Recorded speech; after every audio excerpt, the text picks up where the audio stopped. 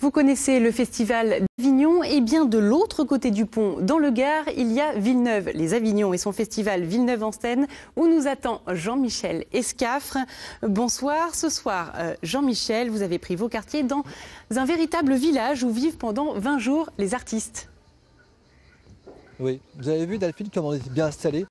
On se croirait presque chez le psy avec Frédéric Poty, qui est directeur du festival. Alors ça vous a pris tout petit ce festival, c'est ça? Oui, ça a commencé tout petit et ça fait maintenant 10 ans que je m'occupe de gérer ces comédiens, ces équipes de théâtre itinérants qui viennent à Villeneuve-les-Avignon tous les étés.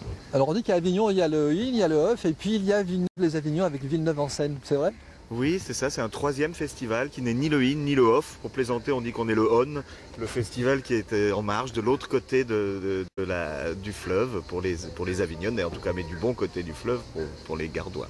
On voit beaucoup d'enfants chez vous, mais attention, il ne s'agit pas d'un festival jeune public.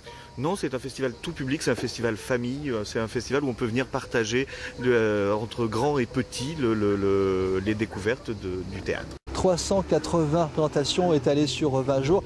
On va regarder quelques images du Carrousel des Moutons. C'est une compagnie qui vient de Belgique, c'est ça? Oui, tout à fait. Nous avons deux compagnies belges, les Baladins du Miroir qu'on ne présente plus avec la bonne âme du Szechuan et le Carrousel des Moutons de Dirk Effin, une compagnie flamande. Ça raconte quoi le Carrousel?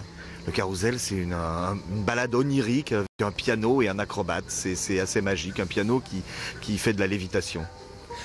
Donc je disais, ça dure 20 jours, donc on a le temps de s'installer. La plupart du public vient pour voir 1, 2, 3 spectacles. Comment ça se passe? Il y a des boulimiques aussi? Oui, il y a des boulimiques qui restent et qui essayent de voir l'ensemble de la programmation, les 21 spectacles. Il y en a quelques-uns, c'est toujours très plaisant d'ailleurs de voir des gens qui suivent comme ça le parcours qu'on a dessiné pour eux. Alors côté pratique, il faut dire que ce festival a des heures fixes qui permet finalement de voir pas tout, mais on peut s'arranger pour voir un maximum de spectacles qui doivent cohabiter aussi puisqu'on est sur le même espace. Oui, on est sur le même espace, on est dans une plaine, on est sur un endroit où les sons fusent, mais oui, ça fonctionne, ça cohabite et les gens vont d'un chapiteau à l'autre pour découvrir Claudel, Pirandello, Brecht, tous les clowns russes.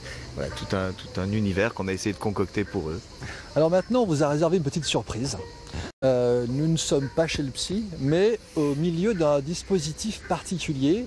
Ça s'appelle le Chant des Sirènes. La compagnie vient de la Grand Combe, tout près d'Alès, dans le Gard. Elle s'appelle Mécanique Vivante et Frédéric, moi et d'autres spectateurs, nous allons assister en direct au début de ce Chant des Sirènes. A tout de suite Delphine. Restez avec nous.